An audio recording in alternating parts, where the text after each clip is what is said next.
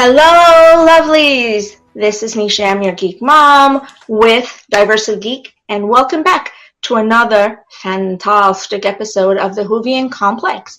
And as always, we're bringing you this just stalwarthy, beautiful cast of guests that we have on tonight, and we're welcoming back one of our amazing guests that we haven't had on for a long time. Hey, Greg, wonderful to see you. Hello, it's wonderful to be back as always. Great, I'm excited. Yeah, I know, especially for this episode because there's just so many nuances between classic, new, modern sci-fi. I cannot wait. So, and then, of course, we have our wonderful Mackenzie Floor. Hello. Back, as always, our resident expert author and expert on the history of Doctor Who. And, of course, our wonderful Luis Lacau from Man Bites Media. Hello, everybody.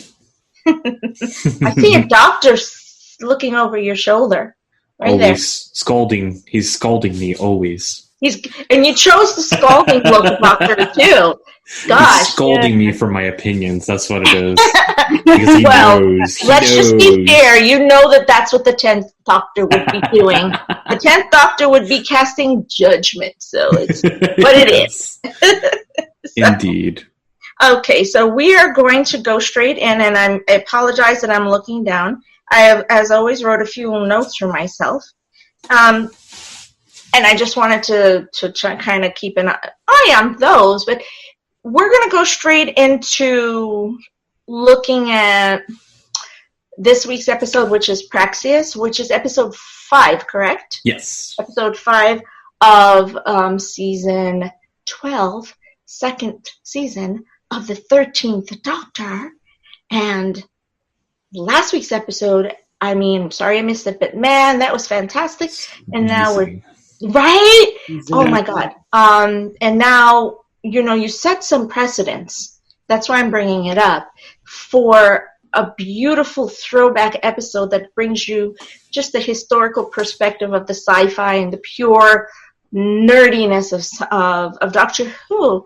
Where do you think that this episode, Praxeus, falls in comparison to the sci-fi throwback nature of the last episode? Where do you think this one falls? You can go across the board and tell me what you thought.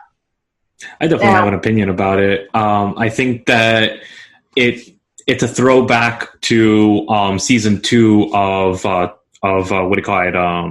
11, because we had this continuation of the silence, and then suddenly there was this episode that had nothing to do with the silence, so it kind of broke up the season a little bit and gave us kind of like not a throwaway episode, but kind of a Monster of the Week episode, like we had last season. It has that message, that Monster of the Week type of feeling to it, and it had nothing with the continuing plot of the story, or does it? Exactly. The finger went up. We don't know. Well, we right? don't. We but, don't know. We last saw the 2 Doctors disappearing off into the sunset, so to speak, and we wanted to see that story continue. We thought that it was going to continue right off, and it didn't. There's that jolt. There's that weight. So let's see what this story adds to it. And so did the episode with the plastics, with the 11 in the second season of 11. So, it all... Well, sure. So did A Nightmare of Silver. Yes. That was... People would think that that's a throwaway episode, but really, technically, it isn't, because it's building personality and his character. Yeah. A doctor goes to war. A good man goes to war. And so I can... let's bring that topic back later, actually. Yes. If you don't mind. Yes. I want to. What did you think, Greg? I like that they are making us wait, to hear more about the mystery, about what's going on. So I expected that kind of, and that makes it more fun. And also, I kind of appreciate this sort of episode too, because it's more of something you could use to introduce somebody to the show. You could say, hey, watch this latest episode, and they don't have to worry about being immersed in the Doctor Who lore and stuff like that. It's just a straightforward science fiction adventure. And so it was very enjoyable. I like that. Interesting that you said that, because if you looked at today's advertisement on the BBC, You know how they've stepped up and they're putting on a lot more of these little short videos that I was talking to you guys about? Yes. For their advertising. One of the main things that they put out today was, hey, check out this episode because you don't need to know the lore of Doctor Who. If you're new to it, this will show you, this will bring you in and give you an idea of what the Doctor's about. Basically, I'm paraphrasing. But that's what the ad says. Now, it's so interesting you said that because it's exactly how they marketed it. So you got it right on the nose there, Greg. That's amazing. Wow. Okay, and Mackenzie.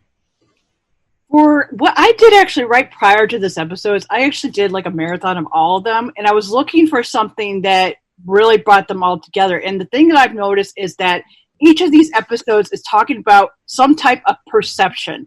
In this case, it's more about the astronaut and the police officer, his perception of his mate he's not good enough.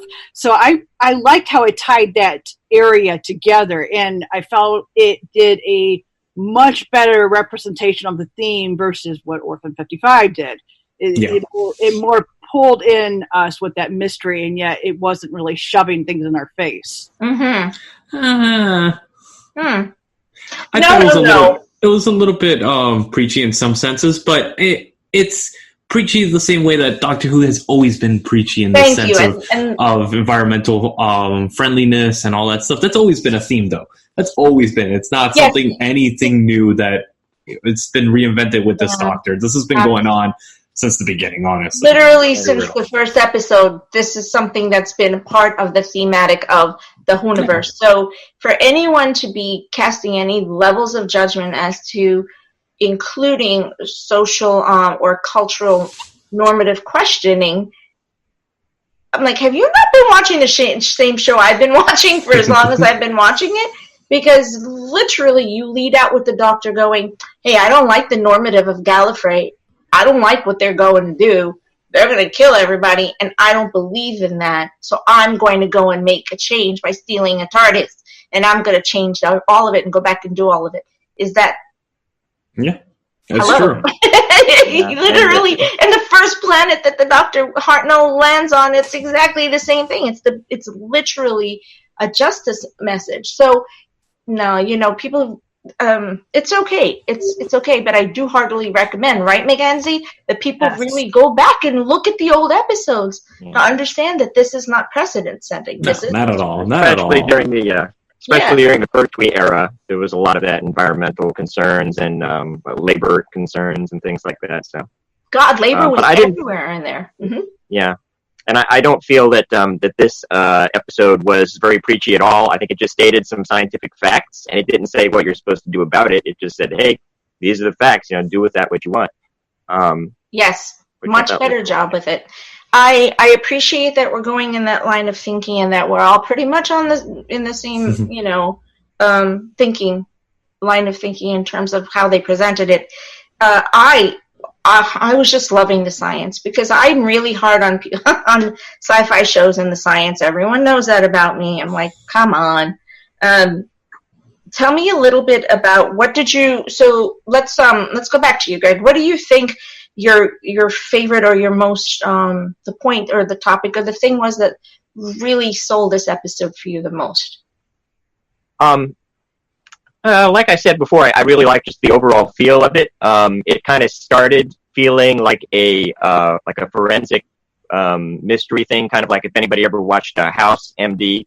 I watched that whole series. I really loved that, which was it was almost like a Sherlock Holmes mystery, but instead of a crook that they're trying to catch, they're trying to identify a disease and figure out what's killing people. So it kind of started out like that, and then it got really creepy. It was kind of like Walking Dead when they were going through the MC hospital and stuff like that. It kept me on the edge of my seat throughout the whole thing. So made you. I was like this. Okay. And I have to say that the effects and the makeup and the monster or scary effects that they're using have been very effective this season. Whether you think they're over the top or not, they definitely were very, making you cringe. Mm-hmm. Absolutely. Mackenzie, what do you think was your favorite thing? I loved all of that, by the way. Yeah, there really wasn't anything of it that I didn't really like. There were certain areas that I was like, oh gosh, this is really hitting me in the feels. Like when they talk about the virus, it made me think about so much of how we're going through it right now with the coronavirus, where we don't really know where that virus started from, other than we know it was fruit flies that was consumed by a bat, and then people ate the bat in a soup, and now this coronavirus is going worldwide. And then we got pollution. It made me think of anybody who's not familiar with the Flint water crisis that's been going on since 2014.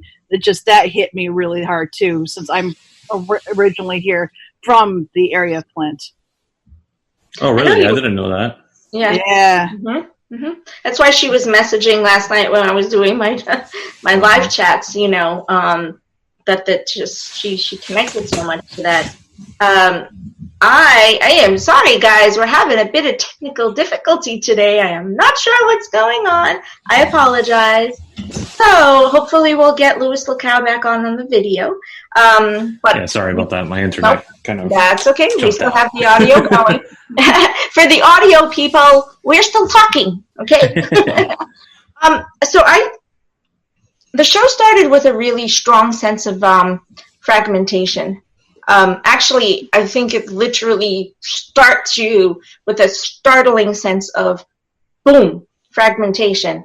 The movement is so rapid paced. If I thought the last few were rapid paced, this was just blew those out the water. And I was like, okay, I'm going to trust that pace, and they're going to have a reason for it. So what did you think about Team TARDIS literally being in 3 to 4 different places, where we are dropped into the middle of the mystery itself? Like it wasn't already set up, we're already in it, and then we have to figure out what the mystery was. What did you think about that concept of doing that? I thought all the companions are out doing their own thing. I thought it was good. I honestly like that aspect that you just kind of drop into the middle of the mystery, because it feels very much like the beginning of Modern Who, how it kind of was like that. Very much like the what do you call it, Silence in the Library, Blink, all these episodes, we just kind of jump in there, all these classic episodes that everybody points at, like Greg said, to watch for new Whovians, potentially to grab their attention. It's always starts like that. It always starts just in the middle of the mystery, and everything unfolds. This movie, episode had a lot of pacing issues that I felt that they cut a lot off the script. A lot off the script, and it had tonal issues throughout the episode. So far, because of the tonal issues and because of the way that the story unfolded in this one, I felt like this is my least favorite of the new season, but that's not saying much because I still put it up at a high rating. It's just not as good as the last couple have been, but the bar is set pretty high for those, so. Yeah. Well, then you interpreted the fragmentation the same way I did then. You felt like they were just cuts in the storyline. Yeah. And that's what I felt like. I felt like they would lead us up to a point. We were getting emotionally connected to a point, but we got cut away from it so rapidly that I was like, this could have been a 2-parter easily. Actually, there was enough mystery to do that. What are you thinking, Mackenzie? Do you think I definitely felt the same way, because it made me kind of think a little bit of how I wrote The Right of Wands. Of Right of Wands, I do the same thing where I have character scenes and it jumps from character to character. And that's actually a style that's used by the American soap operas. And that was a style that I wanted to use in The Right of Wands, because it does have a kind of like a mystery element to it. And it's an actual word that they use, and for my brain is just not working today, so I can't even think of what they usually, there's an actual term for what they use it. And for that purpose, it really was not executed very well in the Doctor Who world, which was interesting because if I remember correctly, a lot of these writers were not sci-fi writers. They're actually from the soap opera industry, so they would have that knowledge of that type of writing style. No, okay, so beautiful analogy there. I get it now. I see what you're saying. You're right, because, I've watched soap operas. I totally understand where you're going with that thought. Interesting. My soap operas are telenovelas, and those are completely different and over the top. So Yeah, but telenovelas also still do cutaways like da da da da da da. I'm just like, So I like the. I'm sorry. I like seeing the companions, being able to go on their own a little bit to show that they have gotten, to the point where they're confident and they're capable, and the doctor trusts them enough to kind of do their own thing. And like I said before, it gave it kind of the feel of sort of a CSI type team, where they're all working together and apart and stuff. And although it was neat to see Yaz, especially being more stepping out, and being more adventurous. Although I don't know if she should have used that teleport like she did there. But why not? She's learning from the doctor. She learns from the doctor. Press the big red button. It's going to help some way or another. So the doctor's like, you really shouldn't have done that, but dang, I'm so proud of you. Okay. Exactly. Oh my God. So let's bring that point around, because thanks for bringing it up there, Greg. It's exactly where we wanted to go with that. What do you think about, okay, so we're going to build on that, right? Do you think like all three of the characters at this point, the companions, have completely come into their own in terms of what it means to be a companion? I mean, because the last episode, they still weren't sure, because they were still figuring out who the doctor is. Because really, right, she was only just telling them who she is in her background. And now they're just these independent little private eyes, basically. Do you feel that this relationship that they have is a healthy one? Do you feel like it's a good direction for the show to go in terms of companions? I do. I think it's building each of the relationships of the companions with the doctor and with the world in general, and you see their growth as characters from last season to now. Each episode has evolved the characters further and further, especially characters that were overshadowed last season, like Yaz and Ryan. They're popping this season a lot, especially Yaz is finally getting the time of day. Not as much as, say, Graham or Ryan, but that's because people have connected with Graham and Ryan. The fans have over the last summer, and you see that people have kind of radiated to those two characters. And let's be honest, Doctor Who is a slow burn for some characters, and I like that, because that gives us time to develop the characters further. Like you said, it's very much like a soap opera. Mm-hmm. Some characters fall into the background and they develop slowly, but then become very important in other parts of the season or in later seasons. So, well, that's also a classic Who styling in a sense. So I think that it's interesting. At least that's my take on it. I could be wrong. Greg, do you like the relationship building that we're having with the team at this moment? And do you feel like there's something that they're missing? If you're reflecting on Classic Who, for instance. We're comparing to Classic Who, you're saying? Or? No, however, it doesn't matter. But I mean... Well, I remember back in the Classic Who days, in the earlier, the first few doctors that they had, I remember the companions really didn't get a lot of development. They were a lot of them were just kind of interchangeable with each other. We're just there to kind of take up space and ask the doctor questions and stuff. Because with the new Who, though, of course, we've got a lot of good character development, family, background and stuff like that. I have to say that at the beginning of last season, it seemed kind of rushed that the companions suddenly trusted the doctor so much when they had just met her and they hadn't been on that many adventures with her. That already they were like, oh yeah, we'll follow you anywhere, we trust you and stuff. And I thought that was a little bit weird, but I don't know. Somehow I feel like the fast pace of this episode especially made it feel like, okay, yeah, they trust each other, they're together, and so it made it believable to me. But they're also questioning the doctor. They know each other. But they're also questioning the doctor. Very good. A lot. Yeah, which is fine. But they're still trusting, that, okay, this sounds crazy, but we'll follow the doctor. Okay, so then now we're going to do something I don't always do, but I'm going to do this. I'm going to pace the show from beginning to end, and we're going to go real quick in 10 minutes. And you're going to tell me if you don't mind, whether that was a foolish decision or not a foolish decision. Or it's like, okay, so we start out and Ryan is over in, was it Argentina? Yes. No, Peru. Peru. He was on there in this, like, he's following the birds, and he shows up where Jamila and I forgot the young girl's name. Jesus, Gabriella, where they're camping. They literally camped in the middle of garbage. I'm like, really? You know that's not what someone would have done. So let's just be honest about that. So here we go. Ryan's dumped into the middle of this episode. The girl, Gabriella, frisks him. I'm like, this is super interesting here. Okay. He's like, but still believe me and trust me. We're working on this. And she's like, sure. Okay. Now I'll trust you because I frisked you. So that means you're cool, right? Okay.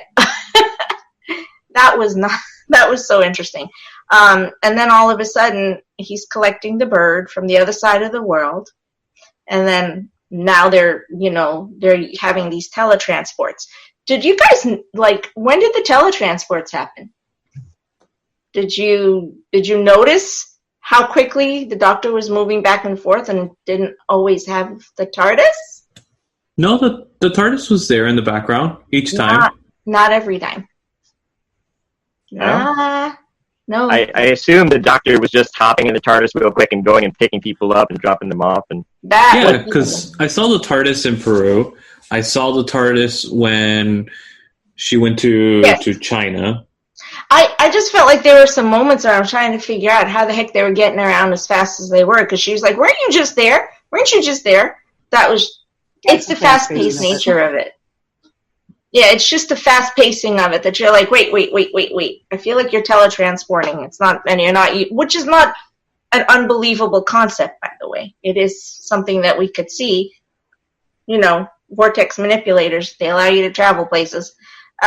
So then we jumped straight over to, didn't we go to Hong Kong? Yes. What comes next?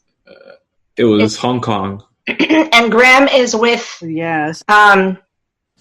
Well, it was intertwining each other, but yeah. It was so crazy. And Graham is with Yaz, and all of a sudden they show up at this place because the Doctor's like, hey, there's an energy field here. And in between all of that, we were cutting back and forth to the Doctor, and we're finding out about the astronaut is missing, the submarine is missing, and there's changes in the bird pattern somewhere in all of that. And all of that happens in like 10 minutes. Yeah, even the categories. Mary agrees with me. So, what happens next? Anybody want to pace me out there? I think, go ahead. Yeah, so the Doctor then is in, the Doctor's in Madagascar, right? Yes. Yep, Madagascar. Okay. Yeah. And, but then, and then, I mean, it's intertwining each one. So, I mean, there's a lot of, I think that there's a lot of pacing issues because of that, and that we didn't see that. So it causes that confusion. I wasn't worried about it because it's Doctor Who. I figured they're traveling either through the TARDIS or a vortex manipulator, one of the two. Whichever it is. Then we get introduced to Alex, and you're like, why are we being introduced to Alex? Who is this guy all of a sudden? But then you realize that, how does Alex even have any concept whatsoever how to find the astronaut's name is Adam, right? Yes. So, which is cool. I don't mind that they explain it later. Again, I love the concept because this is a mystery unfolding. So, I know I sound like I'm rambling here, but what I never do a show like this where I go through the pace of the actual episode, because normally I have to go back and watch it again and write everything that happened, but I watched it once, and as fast-paced as it was, I remember almost everything that happened, which is unusual, right? It's unusual that I was able to remember so much of it so easily with the one run-through. Okay, so I'm sorry. I feel like I'm rambling. I apologize. I just wanted to make a note that it just had that kind of an impact on me. That's interesting. Because mine was completely the opposite. I just finished watching the episode and I've already forgotten half of it. It just didn't stick with me at all. It really didn't. That's so interesting. Yeah, I think it has to do with the way that they tried to execute it like a soap opera, and they cut it in wrong places, so that's why it's like oh, that was really forgettable. So when it started with the astronaut originally with Adam crashing, and then it suddenly goes to this, I'm like, okay, what? And the part where that really got me was when he's in wherever he was, I guess Britain, and then he ends up in Hong Kong. Like, how did that happen? He doesn't have a TARDIS or anything. An airplane just goes shoot like that. Mm-hmm. It reminded me a lot of The Power of Three. The one with the little boxes, that episode. Yeah. Okay. Yeah. It felt like that. And that's very forgettable. I don't remember even what happens in that episode because it's just like, I've seen it once and I've never really cared to go back and revisit it.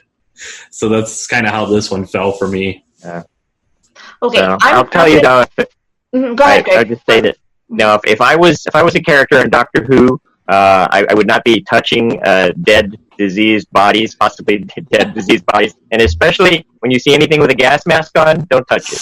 Oh my God! How many of you, hands up here? How many of you are like the empty child? Yes. Are you my mummy? Are you my mummy? I was expecting to hear it coming out of somebody. I was like, "Are you my mummy?" Sorry, that was just.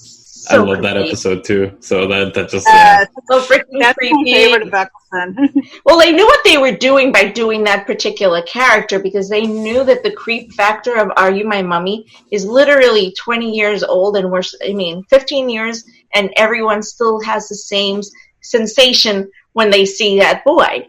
And like 15 years later, it still has that imprint on us. So yeah, creating a character like that again now was a very smart bioneural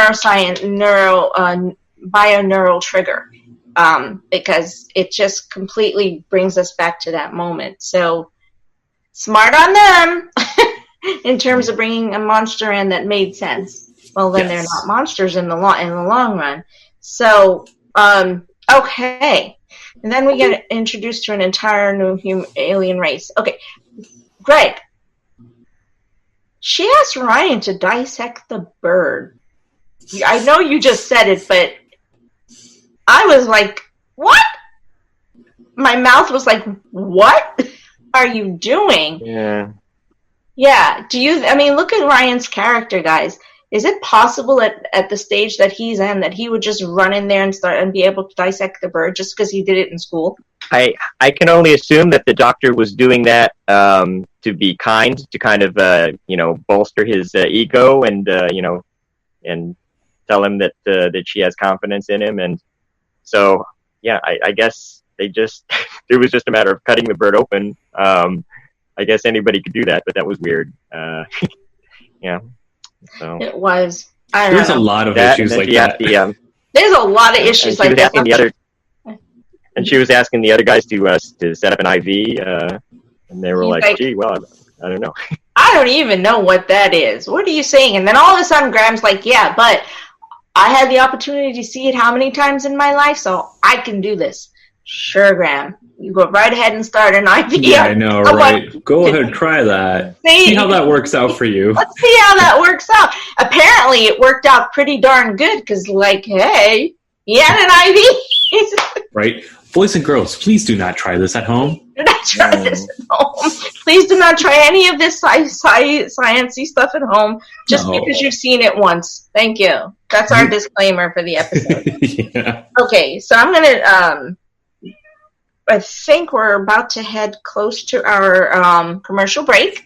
And after that, we're going to bring in two subjects. And I know that we are a little lighthearted at the beginning of this episode, but we're going to go a little more heavy-hitting in terms of the message and the number of messages that that the story writing brings to us. And then I really want to look at the strength and the will in the impulsivity of the characters, and what does that bode for Team TARDIS as we're moving towards the season finale. So be right back with the Whovian Complex.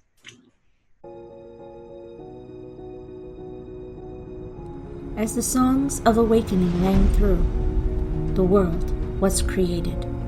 The silence was broken. Middle-earth, with its rolling hills, broken mountains, flowing rivers, and beautiful forest, was created.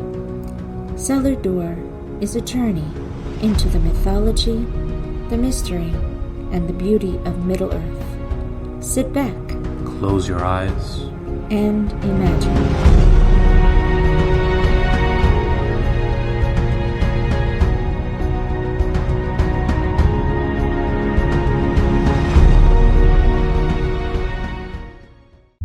And welcome back to the Whovian Complex. This is Nisha M, your geek mom with Diversely Geek, and we are here with our fantabulous, fantastic panel of guests.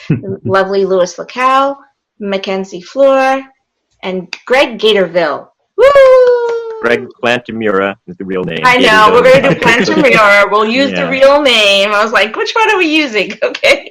You can find me on Facebook as Greg Gatorville. Yeah. I know.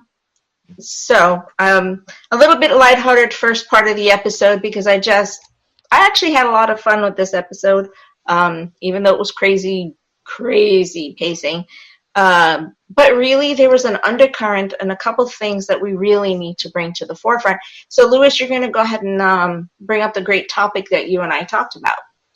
Yes. So the one thing that really grabbed my attention in this is because this is a politically charged episode, there is going to be that opposing side. There's obviously two sides to politics, the conservative and the liberal side. The conservatives might be up in arms about the environmentalist involvement in this film, in this episode. But honestly, the way that I think it's portrayed is portrayed in a way that doesn't side with any one political side. I think it avoids that in a very interesting way that Doctor Who hasn't really done before. Last episode, we got literally hammered over the head with the political episodes. And this one is trying to be a little bit more subtle, but also hammering it in at the very end. And they're trying to find their balance with the political message.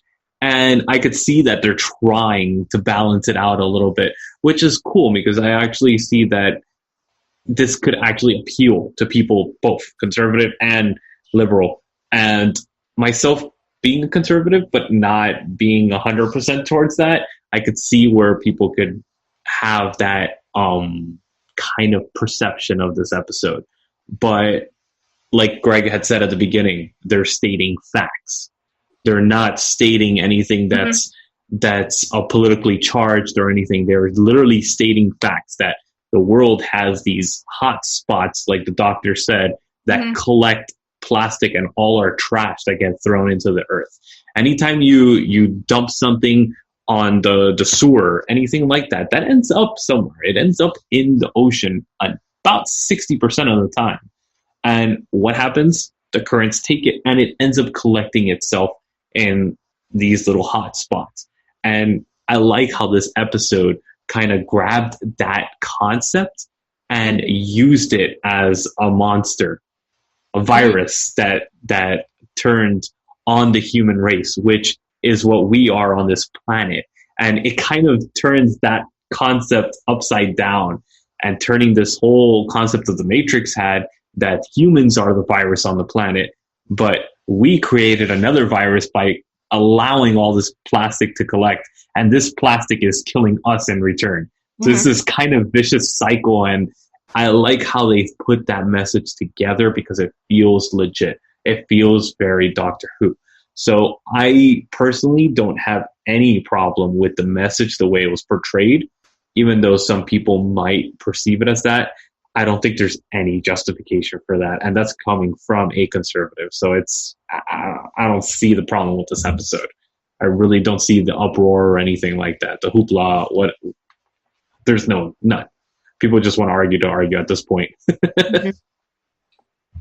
So yeah, I wanted to throw that in there because obviously it is a point that we're going to have to talk about. Well, yeah. I mean, if you're doing it as you and I have had many conversations, if we're looking at the comparative towards what was built in the first season, we have something completely different with this season. I think all of us had felt, and Mackenzie, you can chime in on this.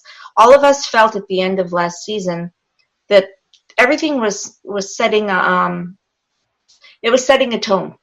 That we were pushing so much in terms of agendas and in terms of character building, because we had to set tones in order to create some trust factors, I guess, or maybe you may want to call it something else, but some level of buy-in to a brand new team. And so, in a sense, having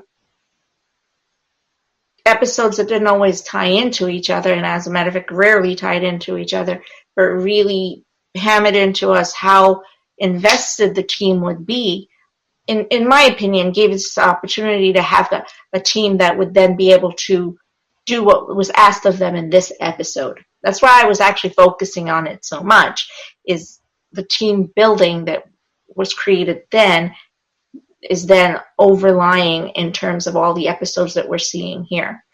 Did you want to chime in on what Lewis said? And, like, you could talk about what I just said too, if you want, Mackenzie. Yeah, it's like I have to agree with Lewis there, that I didn't have any issues whatsoever with the being like being preachy or anything like that, especially when the topic about pollution, because we're dealing with it right now, as I mentioned before, with the coronavirus. We know that that's coming this way. We just don't know when.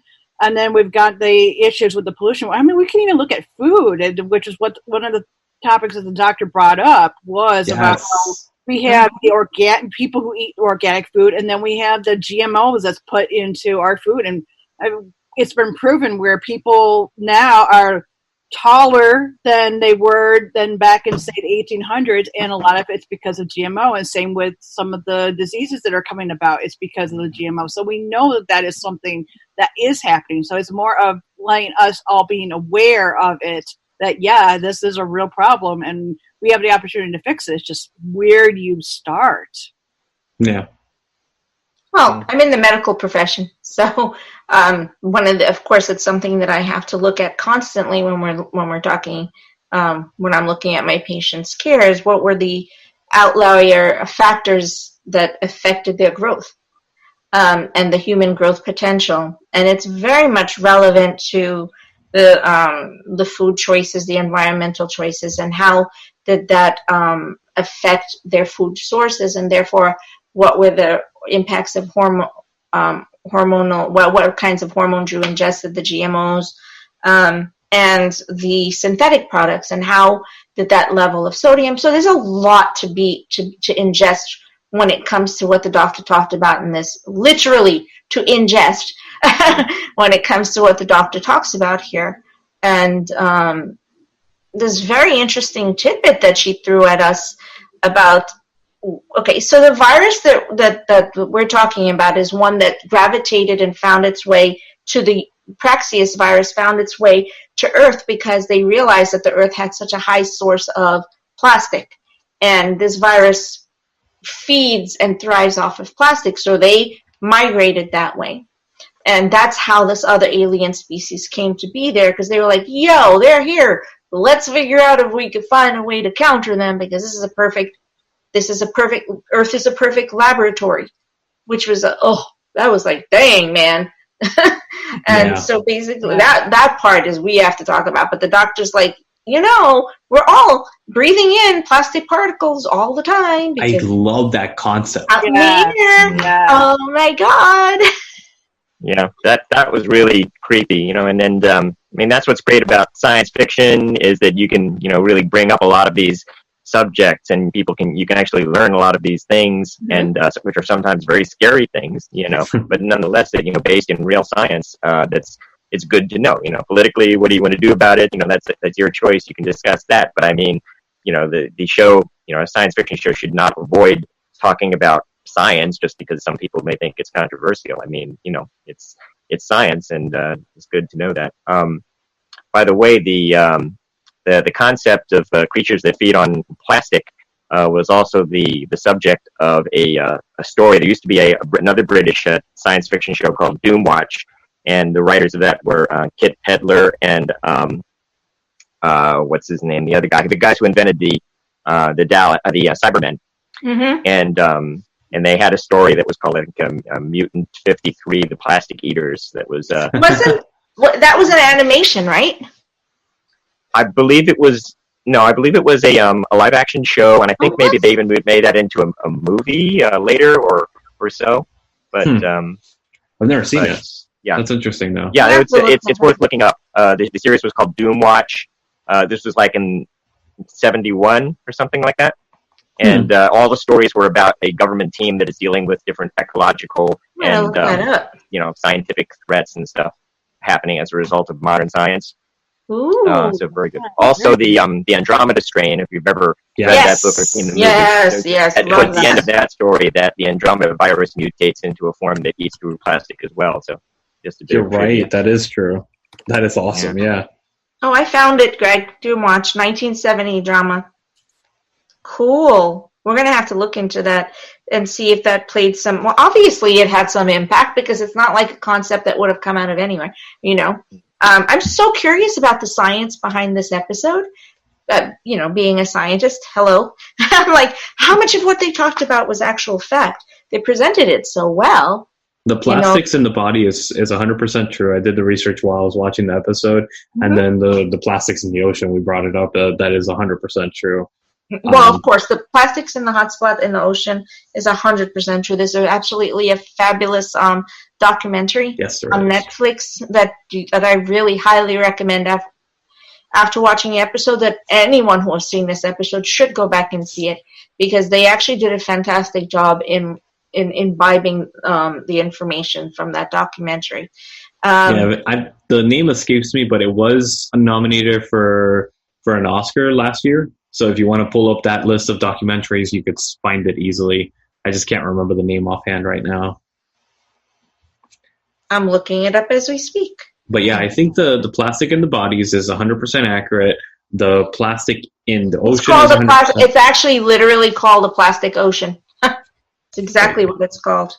But then what else? What else was there? The birds with the plastic in them, and then the birds ingesting it. But actually, the body of the bird was already gone, and at that point, it had already mutated. And the plastic itself, the virus itself, is what was flying or operating the body of the bird at that point.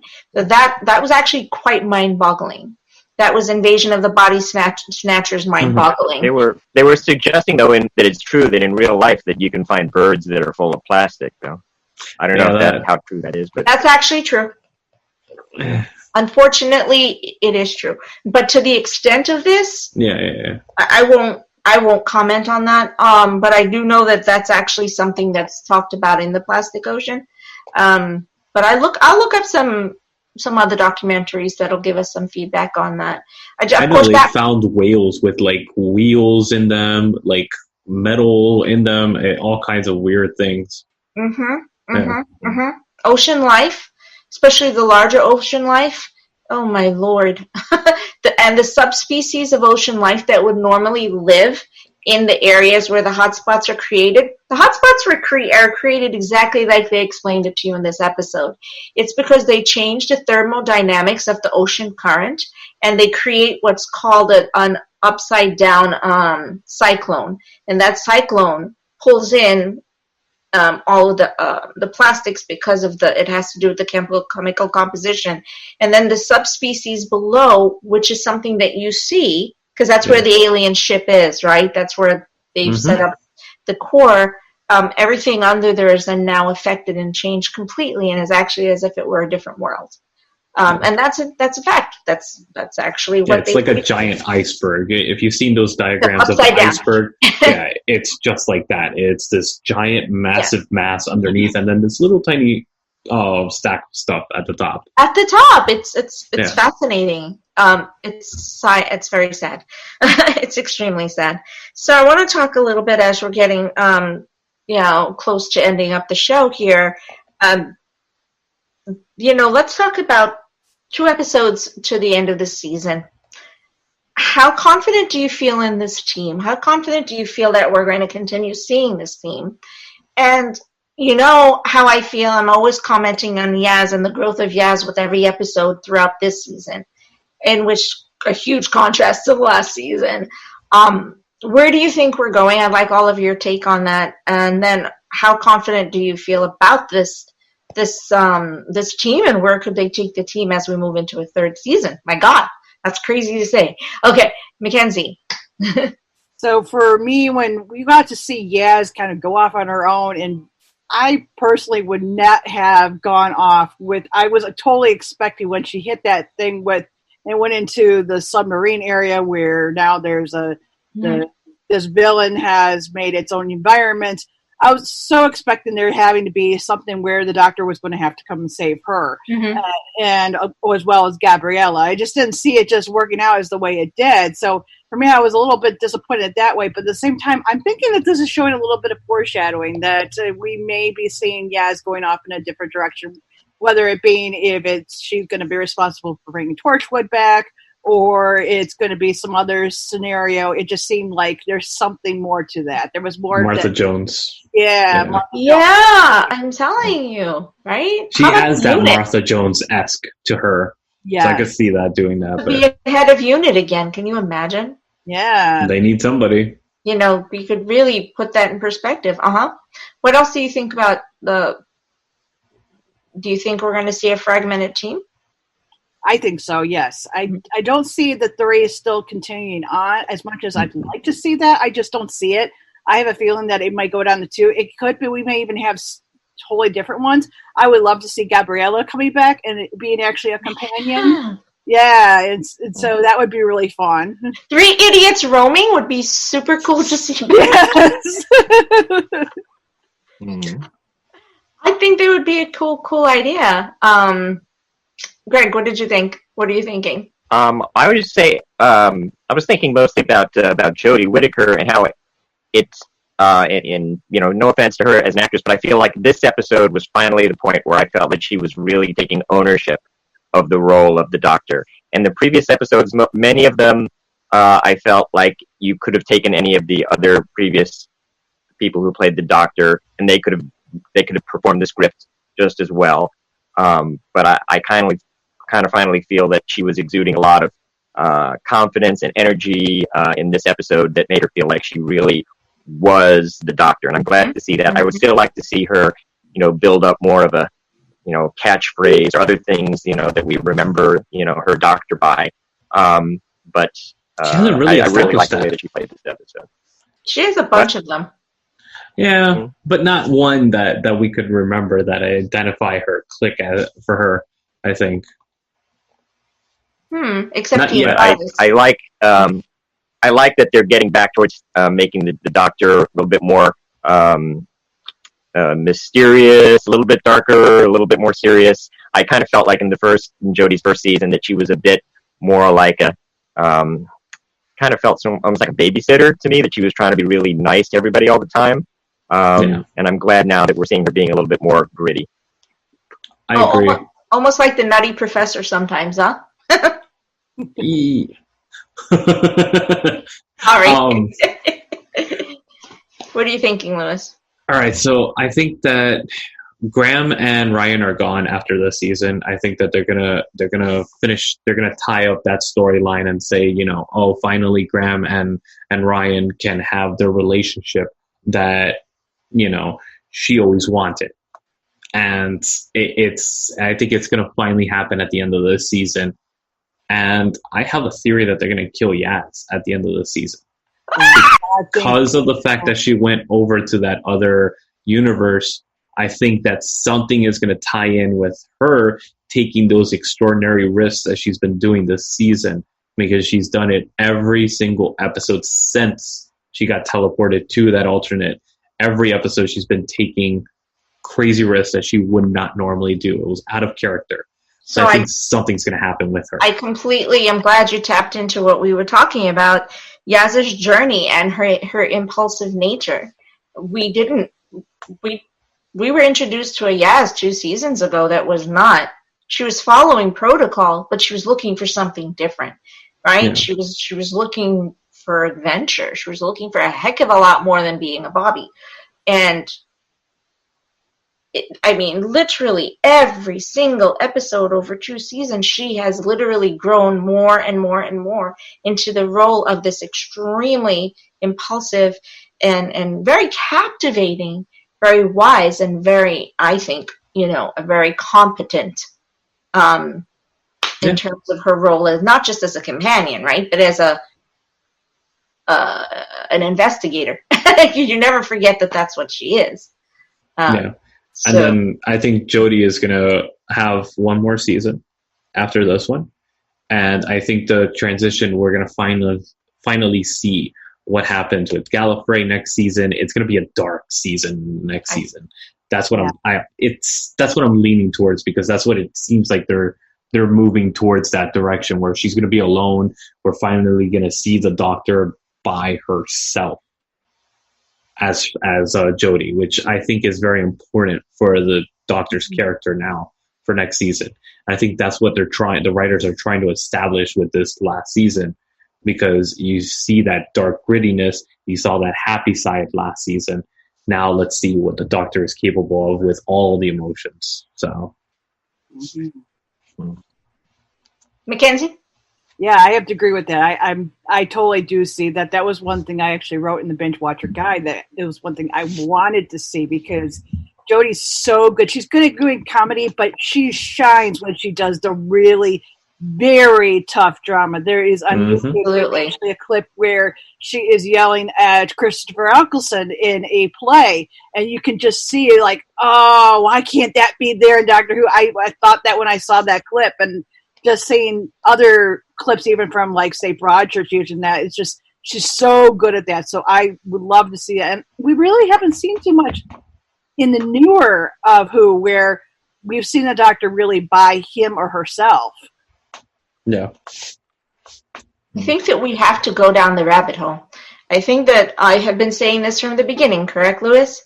Yep. That this has been a seasonally paced show and a writing style that has a purpose in the longer run. That we had to have what we had in the first season, as I said earlier, in order to set a tone and for us to be able to connect.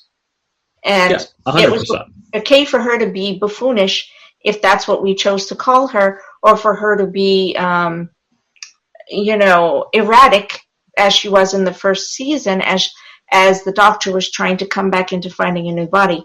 And the fact is that there's a huge darkness that's sitting under there, and it was there because we're talking about the 12th Doctor regenerating into the 13th. Do not think by any means that that doesn't still exist. It exists. It's sitting there. Now, whether or not they make the choice to go ahead and allow us to see what that journey is for that to explode, well, first of all, they have to, because that's the nature of Doctor Who. If they don't, I think we're culminating to that at the end of this season. Yeah, and that is exactly what I'm expecting to see towards the end of the season. And then I agree with you. I agree that if they do not, they would be missing the curve if they do not tap into the darkness of what Jodie Whittaker can bring to this character. They would be very, very remiss, and they would have, I think, lost such a huge opportunity. The third season, yeah, I see that hopefully that she's coming back, because aren't they already working on stuff, Mackenzie? Yes, they are. Yeah, correct. So they're back. They have Chris Chibnall there. Jodie's back. The three companions are there, as well as many of the same writers that are writing this season. They're going to be writing next season. So we'll at least have a consistency where we're not going to have like brand new writers coming into series 13. Here's a thought for us to sit on. What if we're going towards the direction they say we're going dark? What if this is a precursor of the Valeyard? Oh my God. That would be amazing. I hope so, man. That would be truly amazing because if they do that. That needs to come. That needs to happen. Either that or the Ronnie. But either way, it is time that someone did the due diligence to bring back that story, because it's something we have to see at the end of, don't we? Yes. Yep. We have to. So I actually saw quite a few theories about Graham becoming the Valeyard, and I was like, I don't see it, but I just saw the theory. I think in general, the public wants this to be something that happens. I want to just, we're going towards the wrap up. I made a comment earlier, and I know I talked more this episode than normal. I apologize. Is it interesting to you that I have spoken to you about that article and how there's some level of divisiveness, and we're 2 seasons in now, about the amount of the ability of the writing to, I would say, what is the word? I'm trying to think of how to say this nicely, right? Okay, diplomatically, because you know me. They don't write always to the heteronormative audience. They write to a broader audience, right? So, you know, and I see them doing it more and more often, and that they're bringing in more and more cultures. So they're crossing cultural divides in these last 2 seasons more than they've ever done in the history. Although they have in Classic Who coming up. So where do you see us going in terms of that for the writing? And do you see that that's a successful choice or a smart choice on their part? To again, like we had a beautiful relationship between Adam and Alex, right? And we didn't. When's the last time we saw those type of relationships? It's always been heteronormative. So it's interesting. What are your takes on that? Anyone want to jump in? Well, going on to like the couple of Alex and Adam, there actually was an article I read this morning, which I when I read it, I'm like, yeah, I agree with that. Is this episode corrected what Resolution failed to do? And that was finally allowing a character of representing the LGBT community to finally live. Prior to that, it's always they've been the first to go. So yeah.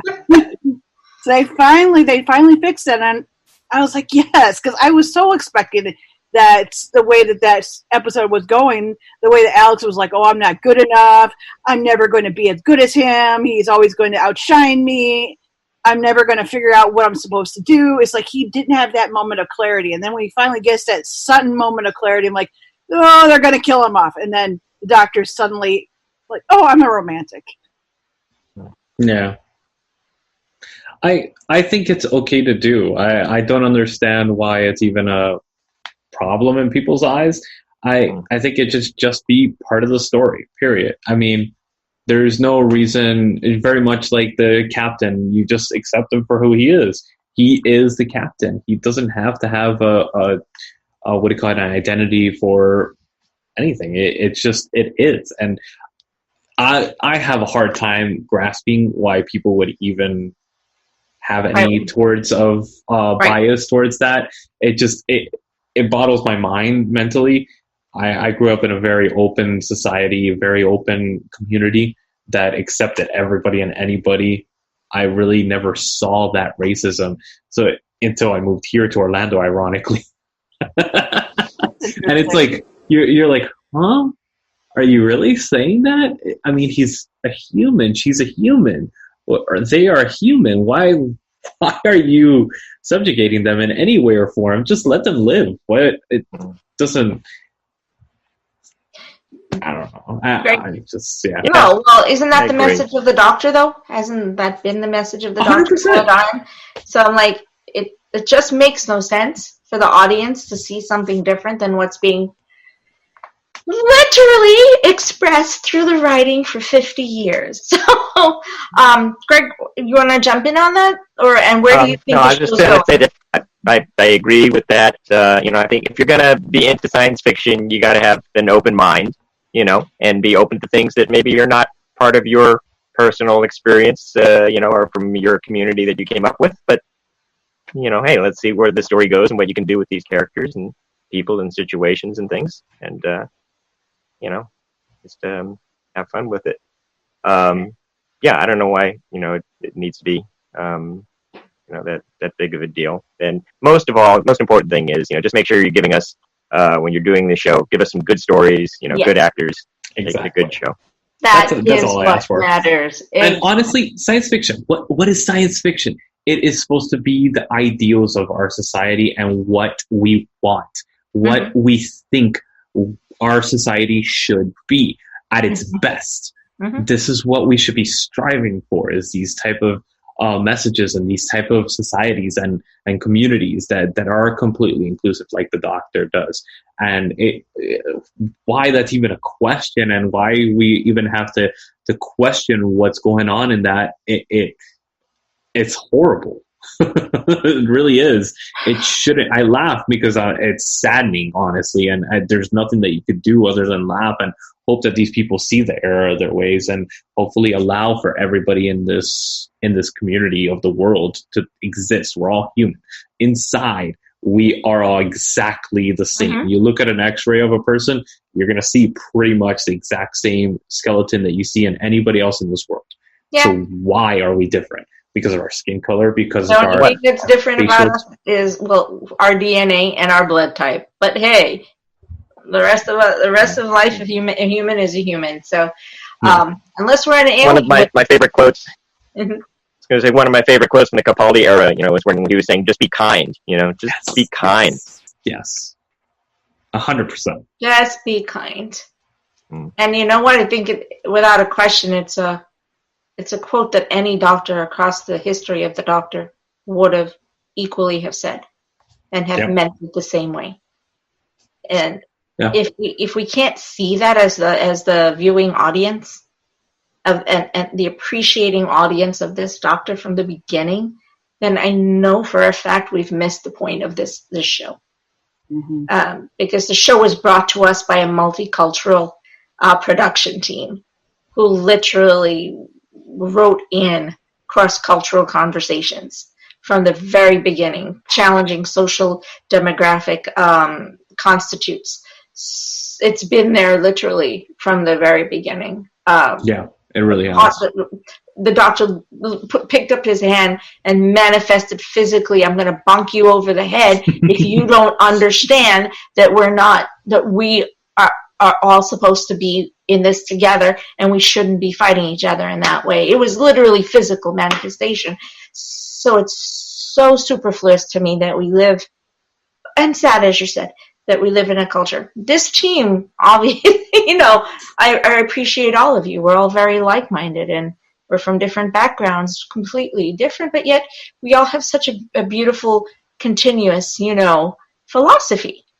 And that's why that's why I wanted to bring to the show the fact that we can have these conversations and hopefully impact the audience that's listening to us to be able to spread the same message. Yeah, it's all about love.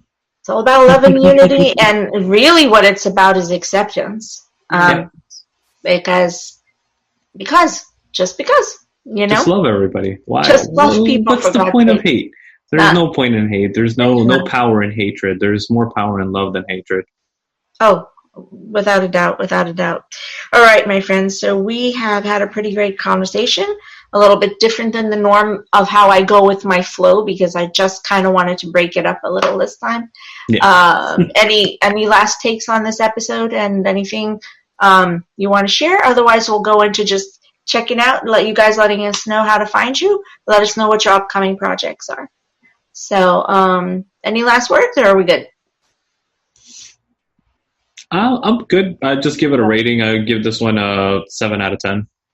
That's pretty good for you. Mm-hmm. Yeah, it was a lot of fun, very well-grounded episode. Although I'm still very much looking forward to seeing more of the Joe Martin Doctor and the Master, and see where these things are going. Absolutely. I can't wait for that. I really want to see I want them to kick right back into that storyline. Hopefully next episode we'll see that. Oh my God, as a thought, I was like, to have this Master meet that Doctor. Joe Martin and Sasha Doan. Man, would that be some spit and fire. Oh my God, I can't imagine that. And that was last week, that was one of the things that I came up with, is I think that he is actually her master. He's not actually Jodie's master. So I really did think that, because if you've looked at least with New Who, if you've looked at whoever the Doctor is, the master has the same accent or is from the same type of area. So we had Michelle Gomez, who had the Scottish accent to go off of Peter Capaldi. John Sim had their very British accent to go off of how David Tennant's Doctor was being played by. So we had the Dream Master that technically was the Doctor, but in Matt Smith's time. So it all kind of fits there. So I'm suspecting that's where it's going, because if you notice the Joe Martin Doctor says love, and the master that we met with Jodie also has addressed her by love.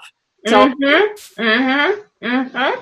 Oh yeah, We caught these little nuances. Yeah. Absolutely. I'm that's why I just brought it up. Obviously, we were in the same, and I wasn't even on last week's episode, so see, I'm excited. Yeah. Got it. I am really hoping that the writers are listening and that they're understanding that we understand. Okay, my darlings. Greg, why don't you tell us a little bit about what your upcoming projects are and where we can find you on social media? You can find me on Facebook as Greg Gatorville. And also, you can look up our group called the TARDIS Writers in Pinellas on Facebook, TRIP, TARDIS Writers in Pinellas. And also, I have another Facebook page that I admin that's called Fandom Gathers Here in Pinellas, for Pinellas County fan activities. So it's a good way to keep track of that stuff. And hopefully, next time I'm on, you'll get to see more progress being done on the TARDIS that I'm building behind me here. Woohoo! Coming along pretty well. Man, we're going to have 2 Tardai in our team. Super jealous. I know, right? Oh, my God. Okay, Louis, you want to tell us about what you're working on? Sure. So, as you guys know, see in the background, Man Bites Media, if you want to check us out, go on to any of the podcast sites. We're on about 56 of them now. Man Bites Retro or Man Bites Film. It's both weekly podcasts that we drop that we talk about movies. So if you love movies, especially movies that are streaming or classics, then you definitely want to check us out and listen to us. It's usually the 3 of us that it's pretty much 3 guys in a bar drinking and talking about movies. That's the closest comparison that I've seen to Man Bites Film. I'm going to stick with that. And of course, you could check us out on any social media accounts. Please add us on Facebook and all that. And we work with the beautiful Nisha and Diversely Geek with Cellar Door, which is our Lord of the Rings lore-based audio drama. Mm-hmm. That it is coming back at the end of February with our 2nd season. Mm-hmm. And we are going into the Silmarils. So if you love Lord of the Rings, check us out, join us on there, and please add us, give us a rating, comment, all that stuff, all that fun stuff. Yep, we welcome the feedback on that one. Yes. And we have a lot of projects coming to you, but let's get to Mackenzie Fleur first. And so I have the Rite of Abomination, which is the 2nd book in the Rite of Wand series that will be coming out April 16. You'll be able to get it at Amazon, Barnes & Noble, pretty much Waterstones, any of the places that you normally would get it at. You can find me on Twitter, Instagram, Facebook as Mackenzie Fleur, except on Facebook as Mackenzie Fleur Author, because the Mackenzie Fleur, there was actually a person that was there first, so they wouldn't allow me to do that. I had to do a page. So that's there. And other than that, I am working on a coaching program along that is also in the Rite of Wands type of area, and as well as working with Nisha. And I also worked with Simon Fisher Becker, who also was in Doctor Who during Matt Smith's era, to being part of that.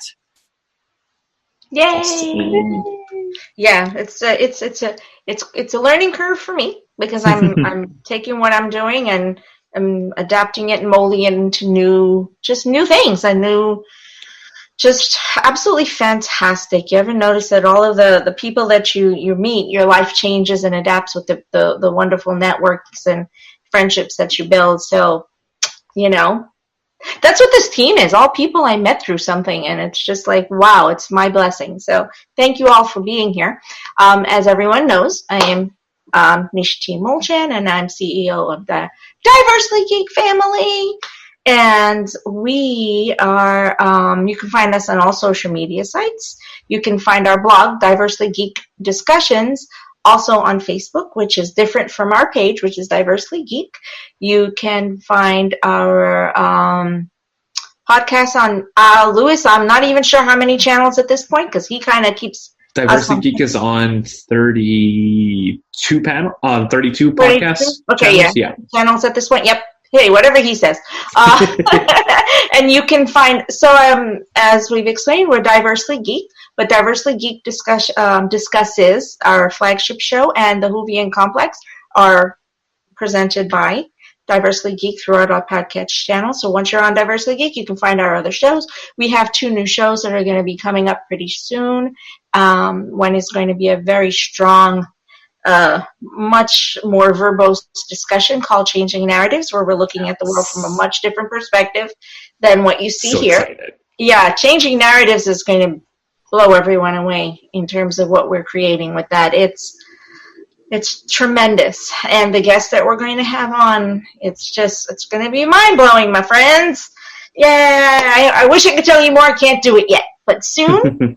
And please keep an eye out, because we should be posting about MegaCon probably within the next few weeks to let you know what we'll be doing there in terms of events and panels and whether or not we have a booth. And lots of surprises. But we'll go into it with our next episode, because we should have a little bit more about the book by that point, right, Mackenzie? Hopefully we'll have something. Yeah, we'll have something. Leading towards what we're doing with our publication of our book series, the Self-Care for the Inner Geek series. So, woo, that was a lot. I am, as always, grateful for having everyone here and love everyone. And I'm going to wish my Diversely Geek lovelies a wonderful week. Have a fantastic, healthy week. And we love you. Be happy. Yes.